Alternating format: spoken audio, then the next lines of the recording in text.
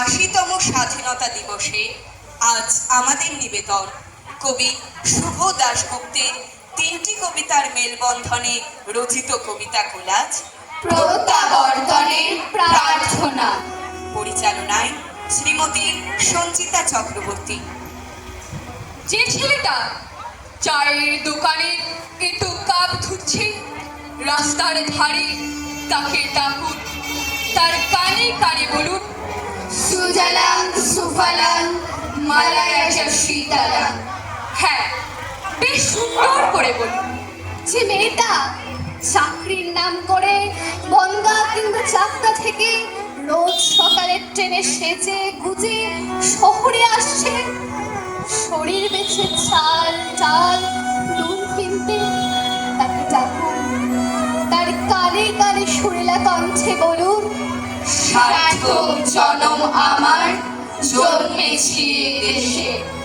যে ছেলেটি লটারির টিকিট নিয়ে দরজায় দরজায় ঘুরছে আর বলছে, বিশ্বাস করুন আমি ভদ্রলোক, আজ 10 বছর হলো আমার কারখানা বন্ধ, লক আউট, তাকে ডাকুন, তার কানে কানে বলুন, বলো বলো বল সবে, শত বিনা বেনু রবে, ভারত আবার জগৎ সভায় শ্রেষ্ঠ আসন লবে।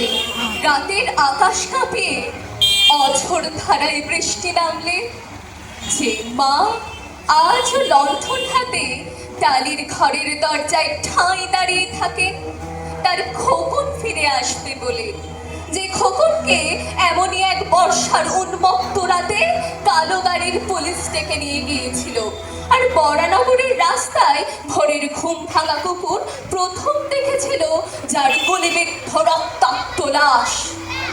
সেই মাকে ডাকুন, তার কানে কানে বলুন, हम बुलबुली है इसकी ये उर्मिता हमारा, सारे जहां से अच्छा हिंदुस्तान हमारा। সবাইকে সবকিছু বলা শেষ হলে শুনশান শীতের রাতে পাঁচ মাথার মোড়ে ঘোড়ায় চড়ে বসা সেই মহা বিপ্লবীর পায়ের সামনে ধীরে ধীরে এগিয়ে যান। ফাঁকা রাস্তায় রাতের বাতাসে কান পাতুন, শুনতে পাবেন সেই বিপ্লবী পুরুষের বজ্রকণ্ঠ। আমি তোমাদের কাছে রক্ত চেয়েছিলাম তোমাদের স্বাধীনতা এনে দেব বলে, আমি পারিনি, কিন্তু আমি আমার সমস্ত জীবন উৎসর্গ করেছি, আর তোমরা তোমরা আমরা পারিনি তোমার মতো আদর্শবাদী হয়ে উঠতে, আমরা পারিনি মোদের আত্মসুখ দেশের জন্য উৎসর্গ করতে। আমরা স্বাধীন হয়েছি বটে, তবে সে স্বাধীনতা বড় স্বাধীন। তুমি রক্ত চেয়েছিলে স্বাধীনতার জন্য, তাই তুমি পাথর। যার স্বাধীনতার আড়ালে চেয়েছিল গদি, চেয়েছিল সিংহাসন, ইংরেজের ছেড়ে যাওয়া লুটের রাজপাট, তারা রইল সুখে। ভারতবর্ষের টাকায় তাদের সুখ, তোমার নয়। ভারতবর্ষের অফিসে আদালতে তাদের ছবি, তোমার নয়। ভারতবর্ষের সংবিধানে তাদের সই সাবু, তোমার নয়। ইংরেজ গরিব মানুষকে পায়ের নিচে রাখতো, আমরা বড় লোকদের মাথায় করে রেখেছি। ইংরেজ এই দেশের ধন সম্পত্তি লুট করত, আর আমরা দেশটাকে বেঁচে দিচ্ছি।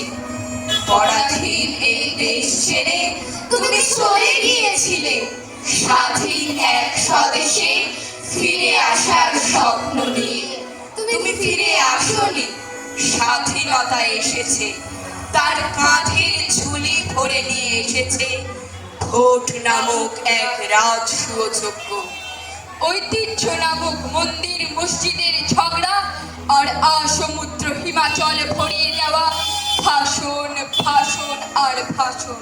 পরম আকাঙ্ক্ষিত আবু, বহুদিন ঘর ছাড়া তুমি, কতদিন কত ভাবে চেষ্টা করেছি তোমার খোঁজ পেতে, পাইনি।